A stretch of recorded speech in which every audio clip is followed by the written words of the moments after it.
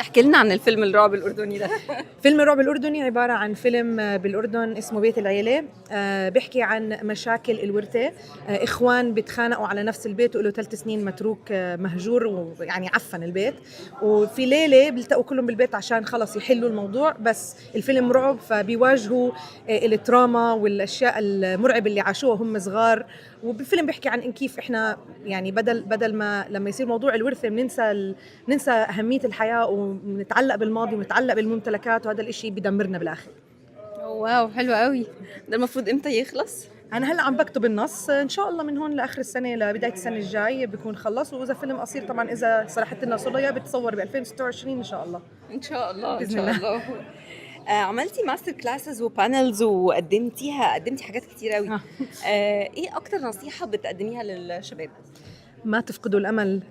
احنا هذا الفيلم زي ما حكيت لك يعني كتير طول للناس قدرت تشوفه، كتير طول لنعمل. كتير اخذنا رفض من اكثر من مكان، وكانت الصعوبات كتير عاليه، وكان كتير سهل الواحد انه يقول خلص لا مش حيزبط. بس احنا ضلينا نشتغل على الفيلم، وحتى يعني عدنا منتجته من اول وجديد بعد ما خلص مونتاج. فما تفقدوا الامل. دائما في محل للافلام، دائما في ناس بدها تسمع وتشوف. بدها مواثبة، يعني هي بس بدها مواثبة. يعني كلاتنا عنا قصص وكلاتنا موهوبين، بس اللي بنقصنا المواثبة، وبالآخر التوفيق من رب العالمين طبعا.